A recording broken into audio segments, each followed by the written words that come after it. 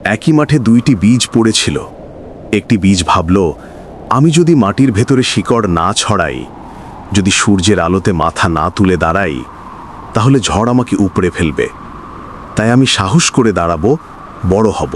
বীজটি ধীরে ধীরে শিকড় ছড়াতে লাগল। অতঃপর অঙ্কুর বের হতে লাগল। বীজটি আলোতে মাথা তুলে দাঁড়ালো। পাশে থাকা আরেকটি বীজ ভাবল, আমি মাটির ভেতরে গেলে পোকা কামড়াতে পারে, মাটি ঠান্ডা হতে পারে, বৃষ্টিতে ক্ষতি করতে পারে, তাই আমি কোনো ঝুঁকি নেব না। দ্বিতীয় বীজটি নিজেকে শক্ত করে মাটিতেই বন্ধ করে রাখল।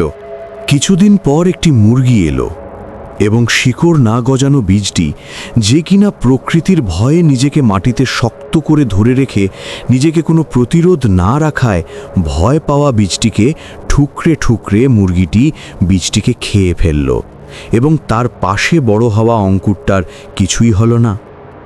আজ এই দুইটি বীজের গল্প থেকে আমরা কি শিখতে পেলাম? তাহলে আসুন আমরা শুনি। যে ভয় পায় সে হারিয়ে যায় কোনো এক অন্ধকারে, আর যে সাহস করে শুরু করে সেই তো বিজয়ী হয়, সমাজে বীরের মতন মাথা উঁচু করে দাঁড়াতে পারে। যতক্ষণ পর্যন্ত তুমি জীবিত থাকবে এই পৃথিবীতে, যুদ্ধ করেই বাঁচতে হবে, যেভাবে আজ এই গল্পের বীজ আমাদের শিখিয়েছে। কিভাবে প্রকৃতির শত প্রতিকূলতা থাকার পরও মাটিকে আঁকড়ে ধরে ধীরে ধীরে অঙ্কুর থেকে একসময় পরিপূর্ণ একটা সবুজ গাছে পরিণত হলো।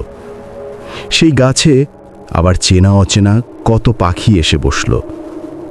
ঠিক এভাবেই একদিন তুমি যখন সফল হবে, তোমার জানা অজানা কত মানুষ তোমার বন্ধু হতে চাইবে, তোমাকে সম্মান করবে। কোনো একদিন যারা তোমাকে দেখে এড়িয়ে চলতো, আজ তোমার সফলতা দেখে সেই তারাই আজ তোমার জয়গান গাইবে, তোমাকে সম্মান করবে। সবশেষে একটা কথা মনে রাখবে, যদি তুমি ভয় পাও তবে তুমি শেষ, যদি তুমি ঘুরে দাঁড়াও তবেই ইউ আর দ্য বেস্ট।